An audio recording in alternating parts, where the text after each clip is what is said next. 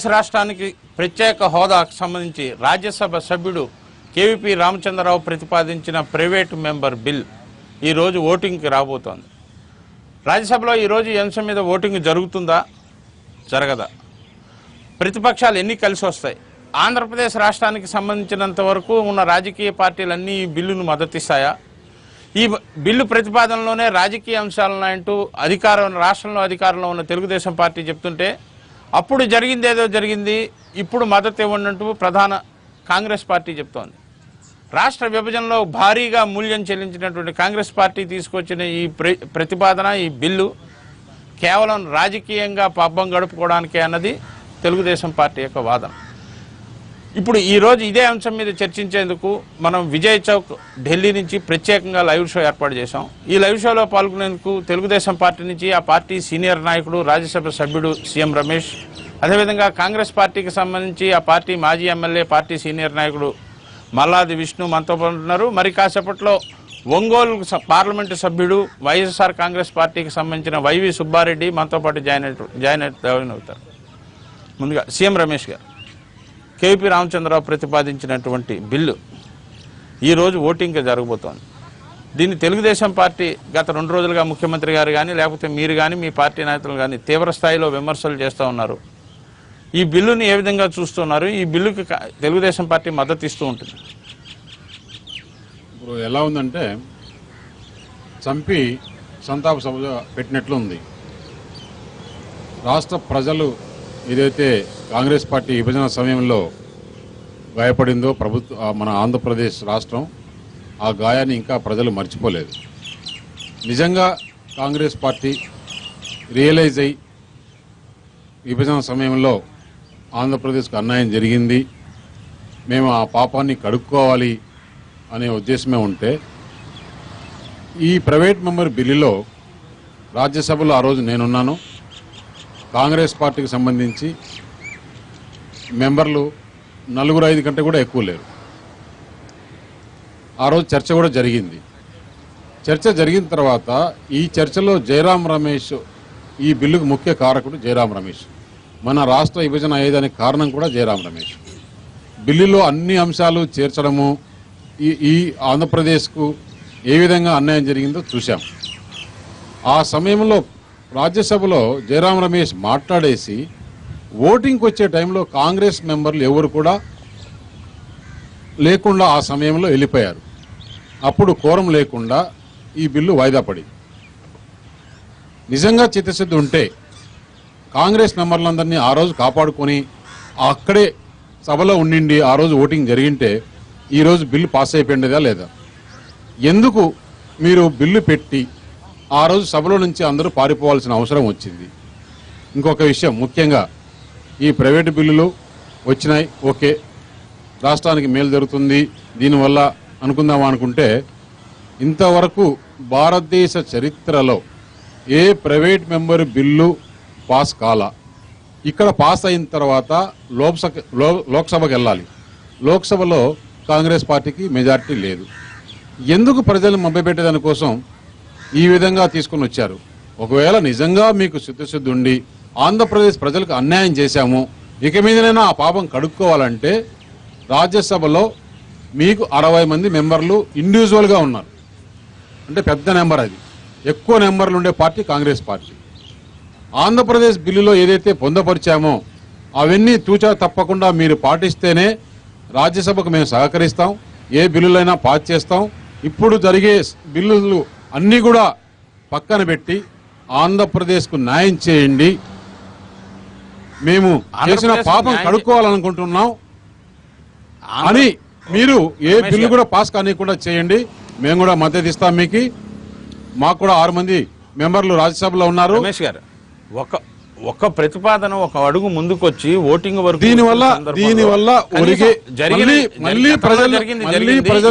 కనీసం ఒక అడుగు ముందు. ఇది ఒకటి రాజకీయంగా కావాలా? ఇంకా కాంగ్రెస్ పార్టీ తెలుగుదేశం మీద, తెలుగుదేశం పార్టీ కాంగ్రెస్ మీద ఇక్కడ మీకు అర్థం కాల. నిజంగా చిత్తశుద్ధి ఉండి ఆంధ్రప్రదేశ్ కు న్యాయం చేయాలి, ఆంధ్రప్రదేశ్ ఈ విభజన వల్ల నష్టపోయింది, ఇక మీదనైనా సరే మేము అది తెలుసుకున్నాము, ఇప్పుడు నిజంగా ఆంధ్రప్రదేశ్కు న్యాయం చేయాలంటే ఒకటే మార్గం, కాంగ్రెస్ పార్టీ ఎటువంటి బిజినెస్ కు జరగకుండా ఆంధ్రప్రదేశ్ కు విభజన చట్టంలో ఏవైతే ఉన్నాయో 2 సంవత్సరాలు అయింది, ఇంతవరకు ముందుకు పోవట్లేదు. చాలా సమస్యలు ఉన్నాయి. ఈ సమస్యలు తీర్చేంత వరకు రాజ్యసభలో ఎటువంటి బిజినెస్ జరిగేదానికి లేదని మీరు ప్రతిపాదన పెట్టండి. అప్పుడు ఆంధ్రప్రదేశ్కు న్యాయం జరుగుతుంది. కానీ ఇలాంటి ఊరికే మళ్ళీ ఏదో ప్రైవేటు బిల్లు రాజ్యసభలో పాస్ అయితే లోక్సభకు పోవాలి. దానివల్ల ప్రయోజనం ఏమన్నా ఉందా? ఈ మీడియాలో ఈ వారం రోజులు మనం మాట్లాడుకునే తప్పితే నిజంగా ఆంధ్రప్రదేశ్కు న్యాయం జరగాలంటే చేయాల్సిన పని చేయండి. అంటే కాంగ్రెస్ పార్టీ తప్పో రైటో చేశారు, ఒక బిల్లు ఓటింగ్ వరకు తీసుకొచ్చింది. భారతదేశంలో అనేక అంశాలు ఉంటాయి. కేవలం ఆంధ్రప్రదేశ్ రాష్ట్రానికి సంబంధించిన ఒక ప్రత్యేక హోదా కదా బిజినెస్ అనేటువంటిది. ఏదైనా అనేక రాష్ట్రాల్లో అనేక ఇష్యూలు వచ్చిన సందర్భాల్లో ప్రభుత్వం కానీ అధికార పార్టీ కానీ ఏం చెప్తూ ఉంటుంది? ప్రయత్నం చేస్తాం, కృషి చేస్తాం అని చెప్తూ వస్తున్న పరిస్థితి. కేవలం ఒక రాష్ట్రానికి సంబంధించిన అంశానికి మొత్తం బిజినెస్ అంతా ఆపేయడం ఒక జాతీయ పార్టీగా సాధ్యం అవుతుందా? మీరు కూడా ప్రస్తుతం కేంద్రంలో భాగస్వామిగా ఉన్నారు. మీరు ఎన్డీఏ ప్రభుత్వంలో మీరు భాగస్వాములు. అది నిజంగా సాధ్యమయ్యే పనేనా? మీరు పెడుతున్నటువంటి డిమాండ్ ఏదైతే ఉందో అది నిజంగా సాధ్యమయ్యే పనేనా? కాంగ్రెస్ పార్టీ ఇప్పుడు జిఎస్టీ బిల్లు పైన కానీ లేకుంటే ల్యాండ్ ఎక్వేషన్ బిల్లు పైన కానీ ఇవన్నీ కూడా కాంగ్రెస్ పార్టీ ఆపింది కదా, బిజినెస్ ని ఆపింది కదా. దీన్ని కూడా ఎందుకు చేయకూడదు? ఆంధ్రప్రదేశ్కు న్యాయం జరగాలి అనే నినాదం పైన మీరు ప్రయత్నం చేయండి. అంటే కేవలం ఒక రాజకీయ అవసరాల కోసం తప్ప ఏ విషయంలోనూ కాంగ్రెస్ చిత్తశుద్ధి లేదు. ఇప్పుడు మనమే అనుకుందాం, రాజ్యసభలో ఈరోజు బిల్లు వస్తుంది, మా పార్టీ కూడా మద్దతు ఇస్తాం, కాంగ్రెస్ పార్టీ మద్దతు ఇస్తుంది, బిల్లు పాస్ అవుతుంది. దీనివల్ల న్యాయం జరుగుతుందా? ఒక అడుగు ఒక స్టెప్ పడినట్టే కదా. ఏమీ జరగదు, ఏమీ. ఎందుకంటే ఇక్కడి నుంచి లోక్సభకు పోవాలనా లేదా? మీరే చెప్పండి. లోక్సభలో మెజారిటీ ఎలాగో అధికార పార్టీ మీదే. దానివల్ల వచ్చిన ప్రయోజనం ఉందా? అంటే అక్కడ కొంచెం మీరు ఒక స్టెప్ తీసుకుని, మీరు ఒక చొరవ తీసుకుని మీరు కూడా ప్రయత్నం చేయొచ్చు కదా. అప్పుడు లోక్సభలో మీరు చొరవ తీసుకోవచ్చు కదా. ఇప్పుడు వాళ్ళు ఒక ప్రయత్నం చేశారు, అది తప్పో రైటో అలా కాదండి. ప్రయత్నం ముందుకు వచ్చింది. మన పక్కనే కారు ఉంది, కారులో ఎక్కితే మనం మన గమ్యానికి చేరుకుంటాం. అలా కాదు, కారులో వద్దు, మన గమ్యం చేరుకోలేము, నిదానంగా నడిచిపోయే ప్రయత్నం చేస్తామంటే అట్లా ఆ పని అవుతుందా? మనకు ఏ దారిలో పోతే పని అవుతుంది, ఏ వెహికల్ లో పోతే పని అవుతుంది, అదే గమనించుకోవాలి. రైట్ విష్ణు గారు, ఇది కేవలం మీరు రాజకీయ అవసరాల కోసం తప్ప మీకు చిత్తశుద్ధి లేదు.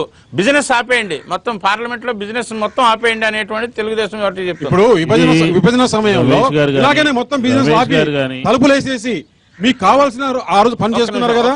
రమేష్ గారు కానీ, తెలుగుదేశం పార్టీ కానీ, తెలుగుదేశం ప్రభుత్వం కానీ కాంగ్రెస్ పార్టీని అటాక్ చేయడమో, కాంగ్రెస్ పార్టీని నిందగా ఆంధ్ర రాష్ట్ర ప్రజలకి చూపించాలనే ప్రయత్నం తప్ప ఈ ప్రత్యేక హోదా మీద కానీ, విభజన చట్టంలో పొందుపరిచినటువంటి అంశాల మీద కానీ చిత్తశుద్ధి లేదు.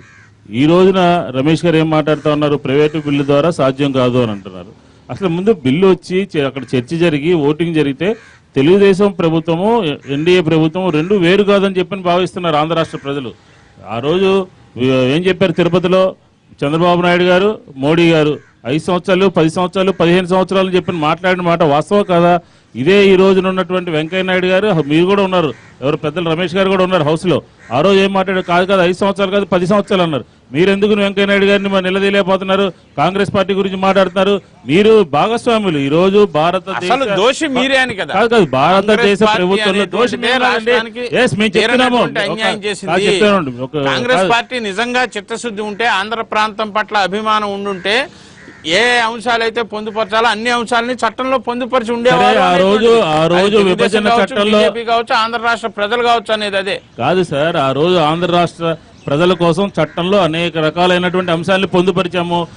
ప్రధానమంత్రి గారు పెడితే సరిపోతాయి కాదు, ప్రధానమంత్రి గారు సాక్షాత్తు రాజ్యసభలో చెప్పారు 5 సంవత్సరాలు ప్రత్యేక హోదా ఇస్తామని చెప్పని. సరే, ఈ రోజు చట్టం చేస్తున్నాం కదా, ఆ రోజు చట్టంలో పెట్టలేదన్నారు. ఈ రోజు రండి మీరు కూడా తెలుగుదేశం హోదా అంశాన్ని కూడా ఆ రోజు మీరు సొంతంగా మీరు వాలంటరీగా పెట్టింది కాదు కదా. భారతీయ జనతా పార్టీకి సంబంధించినటువంటి వెంకయ్య నాయుడు గారు కానీ, అరుణ్ జైట్లీ గారు కానీ ఒత్తిడి తీసుకురావడం వల్ల మీరు పెట్టినటువంటిది. మీరు సొంతంగా ఎక్కడ పెట్టారు? అది అయిపోయిన చరిత్ర అండి. ప్రధానమంత్రి గారు చెప్పినటువంటి అంశాన్ని, రాజ్యసభలో ఇచ్చినటువంటి హామీని ఈ రోజు ఉన్నటువంటి తెలుగుదేశం ప్రభుత్వం కానీ, లేకపోతే రాజ్యసభ సభ్యులు కానీ, పార్లమెంట్ సభ్యులు కానీ ఎన్డీఏ ప్రభుత్వాన్ని ఎందుకు నిలదీయలేకపోతున్నారు? ఈ రోజు చట్టం చేద్దాం రండి. మీరు ఎన్డీఏలో భాగస్వాములు, లోక్సభలో మీకు భారతీయ జనతా పార్టీకి మెజార్టీ ఉంది. చట్టంలో పెట్టలేదు అన్నారుగా, చట్టంలో పెట్టాము. చట్టం చేయడానికి సహకరిస్తాం. విప్పు జారీ చేసింది కాంగ్రెస్ పార్టీ, అందరినీ కూడా రమ్మని చెప్పింది. మిగతా భాగస్వామ్య పక్షాలన్నింటినీ కూడా కోరాము. మీరు అసలు వచ్చేదానికి లేకుండా దాడి చేయాలని ప్రయత్నం. రమేష్ గారు చెప్పినట్లుగానే మీకు రాజ్యసభలో పాస్ అవుతుందండి బిల్లు. రాజ్యసభలో బిల్లు పాస్ అయినంత మాత్రాన రాష్ట్రానికి ప్రత్యేక హోదా వచ్చేస్తుందా? ఏ చౌదరి గారు ఇంకొకరు రాలేదు ఆ రోజు బిల్లు. అప్పుడు దానికి ఇంట్రెస్ట్ ఉండదు. మొత్తం భారతదేశంలో ఉన్నటువంటి పార్టీ అంతా కూడా ఆంధ్ర రాష్ట్రం గురించి ఎందుకు ఆలోచిస్తుంది? ఆంధ్ర రాష్ట్ర కాంగ్రెస్ పార్టీ మిగతా అందరినీ కూడా మా రిస్క్ లోకి రమ్మని అంటున్నాం, మాకు సహాయం చేయమని కోరుతా ఉన్నాం. అంతే తప్ప మీరు జిఎస్టీ బిల్లుకి దీనికి ముడిపెట్టడము, లేకపోతే ల్యాండ్ ఎక్విజిషన్ దీనికి ముడిపెట్టడం సరైనటువంటిది కాదు. మీరు ఎన్నికల ముందు ఏం చెప్పారు? మేమున్నాం, మోడీ చంద్రబాబు గారి జోడీ మూలంగా ఆంధ్ర రాష్ట్ర ప్రజలకు న్యాయం జరుగుతుంది అన్నారు. ఈ రోజు ఏం న్యాయం జరుగుతుంది? సరే, చట్టంలో పెట్టినటువంటి అంశాలనే మీరు తీసుకురాలేకపోయారు. మొదటి సంవత్సరంలో లోటుని ఇప్పటి వరకు 2 సంవత్సరాలైనా ఎంత వచ్చింది? నామమాత్రంగా వచ్చింది. పోలవరానికి ఏమొచ్చింది? పోలవరానికి 100 కోట్లు, 200 కోట్లు, 600 కోట్లు. ఎట్లా మీరు కాంగ్రెస్ పార్టీని దాడి చేస్తారు? ఒక్క నిమిషం సార్. నేనేమంటున్నానంటే ఆంధ్ర రాష్ట్ర ప్రజల కోసం కొంచెంసేపు రాజకీయాలు పక్కన పెడదాం. ఈ రోజు కాంగ్రెస్ పార్టీని ప్రజలు పక్కన పెట్టారు.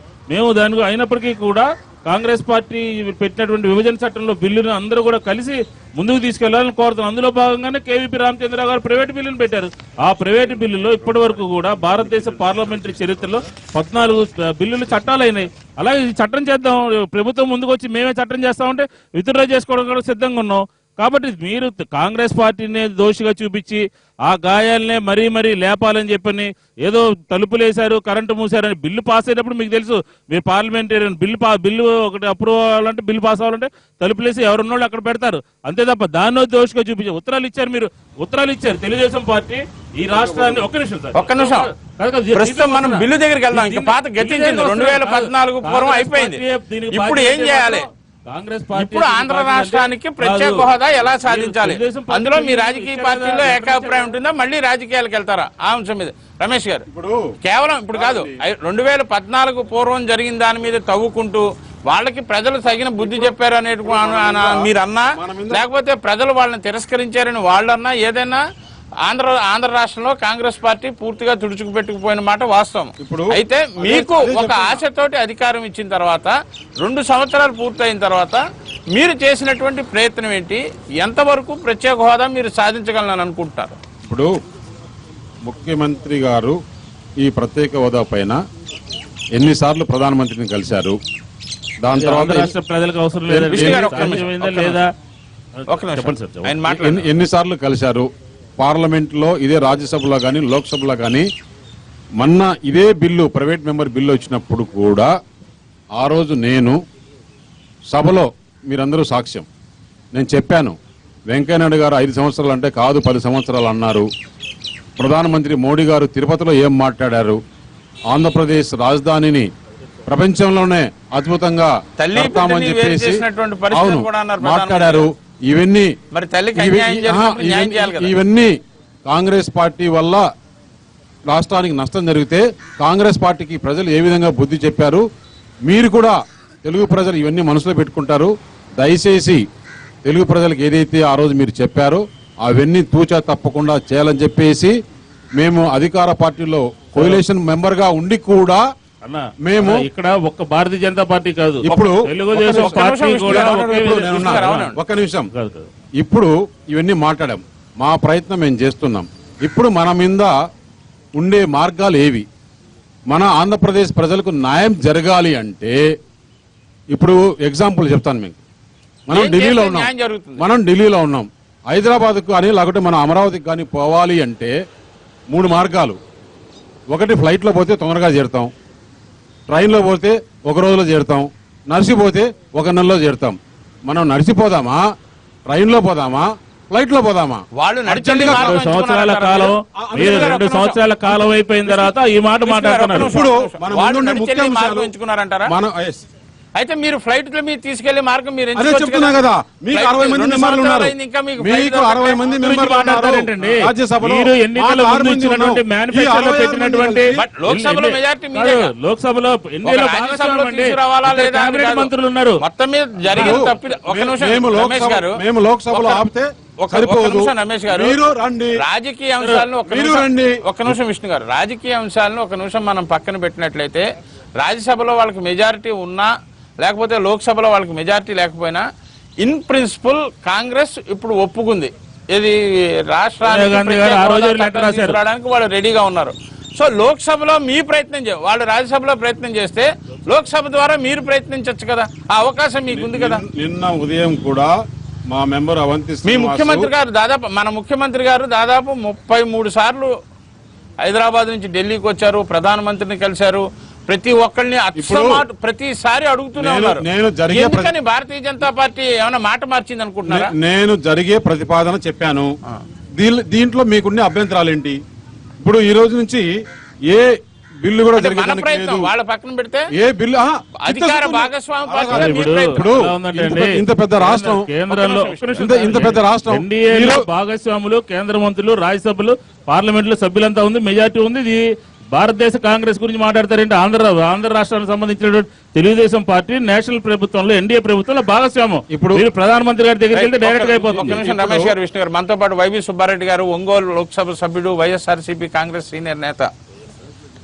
సుబ్బారెడ్డి గారు, మీ పార్టీ యొక్క వ్యూ ఏంటి? ఇప్పుడు జరుగుతున్నటువంటి బిల్లు ఓటింగ్ అంశానికి సంబంధించి కానీ ఆంధ్రప్రదేశ్ ప్రత్యేక హోదా విషయంలో కేంద్రం నుంచి జరుగుతున్న జాప్యం విషయంలో కానీ మీ పార్టీ దీన్ని ఏ కోణం నుంచి చూస్తోంది?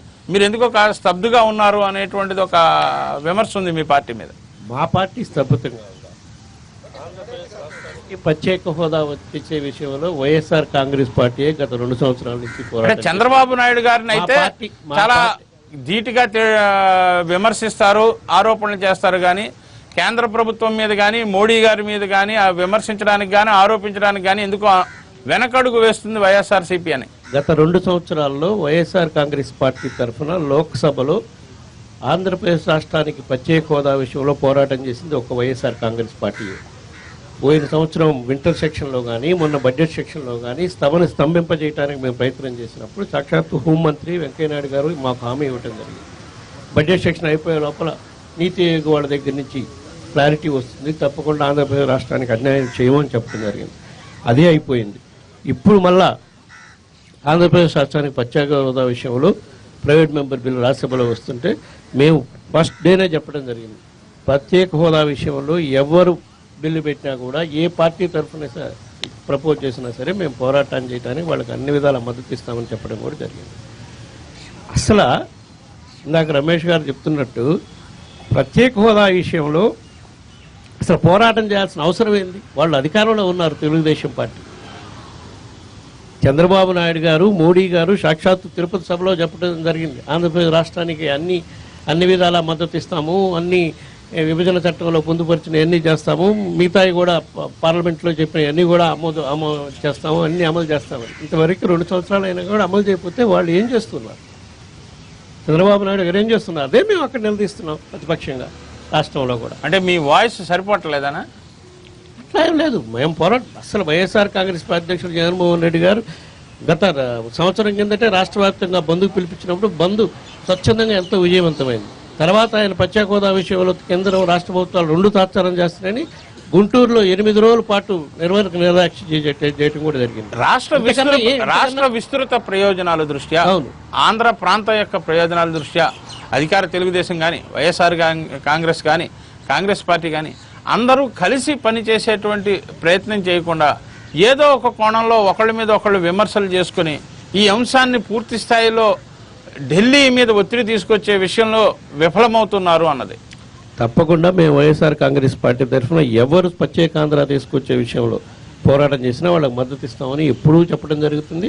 అదేవిధంగా మేము మీడియా స్టేట్మెంట్ల వరకే పరిమితం అవుతున్నారు అందరూ, మీరు ఒక్కళ్ళే కదా అన్ని. లోక్సభలో ఎవరు ఇప్పుడు దాకా ఈ విషయం మీద పోరాటం చేసింది చూడండి మీరు. గత 2 సంవత్సరాలు అంటే అందరినీ కన్సెన్సస్ తీసుకొచ్చి తెలుగుదేశం కానీ ఆంధ్ర ప్రాంతానికి సంబంధించినటువంటి మొత్తం లోక్సభ సభ్యులు పార్టీలకు అతీతంగా ఆంధ్ర ప్రాంతానికి సంబంధించినటువంటి మొత్తం రాజ్యసభ సభ్యులు ఒక ప్రయత్నం అయితే చేయొచ్చు కదా, ఎందుకు చేయలేకపోతున్నారు? ఇలాగా చేస్తాం, ఇప్పుడు అదే కార్యక్రమం చేస్తూ ఉన్నాం. మేము బిల్లు పార్లమెంట్లో లోక్సభలో కూడా బిల్లు పెట్టబోతున్నాం. లోక్సభలో కూడా ప్రత్యేక హోదా విషయంలో ప్రైవేట్ బిల్ మూవ్ చేయబోతున్నాం. మేము కూడా ఒక నిమిషం, వైఎస్ఆర్ కాంగ్రెస్ పార్టీ వైఎస్ఆర్ కాంగ్రెస్ పార్టీ లోక్సభలో కూడా మేము బిల్లు తీసుకొస్తున్నాం. నిన్న మొన్న వార్తలు కూడా వచ్చినాయి. తోట నరసింహం గారు కూడా అవసరమైతే మేము కూడా ప్రైవేట్ మెంబర్ బిల్లే తీసుకొస్తాం, తప్పేటట్టు లేదు అని. కాదు కాదు, ఆయన చెప్పింది నిన్న 193 చేశామని. అంటే ఒకటి ప్రైవేట్ మెంబర్ బిల్లు తీసుకుని వచ్చేసి ఆ బిల్లుతోనే మనకు సాధ్యం అవుతుంది అనుకుంటుంది నేను నమ్మను. ఇంతవరకు భారతదేశ పార్లమెంట్ చరిత్రలో ఒక్క ప్రైవేట్ మెంబర్ బిల్లు కూడా ఏ విధంగా కానీ ప్రయోజనం జరిగిన దాఖలాలు ఎక్కడా లేవు. బిల్లు పాస్ అవుతుంటాయి. Gender related issue bill pass అయింది రాజ్యసభ. దాదాపు 60 సంవత్సరాలు 62 సంవత్సరాల పార్లమెంట్ చరిత్రలో ప్రైవేట్ మెంబర్ బిల్లు ద్వారా ఏదైనా ఒక చట్టం అయిందా? 45 బిల్లులు వస్తే 16 బిల్లులు అప్పట్లో. ఇది ఎప్పుడు నేను చెప్పేది ఒక 40 సంవత్సరాలు. దాని తర్వాత ఇంతవరకు కాల. ఇప్పుడు కూడా ఇక్కడ రాజ్యసభలో ఈ రోజు బిల్లు వస్తే పెట్టాలనుకుంటే ఇప్పటికీ నాకు డౌటే కాంగ్రెస్ పార్టీ ఏం చేస్తుందని చెప్పింది. ఎందుకంటే నేను సాక్ష్యం, అక్కడ నేనే ఉన్నాను. ఆ రోజు యాదృచ్ఛికంగా కోరం లేదని చెప్పిన విషయాన్ని ఆంధ్ర లేదనే అంశాన్ని కేంద్ర మంత్రి మేనకా గాంధీ సభ దృష్టికి తీసుకొచ్చారు. కాదు ఆ రోజు విషయం కాదు కదా. మీరు కేంద్రంలో ఉన్నారు, కేంద్రంలో భాగస్వాములుగా ఉన్నారు, కేంద్ర మంత్రులు ఉన్నారు. అదే విషయం ఇదే అంశం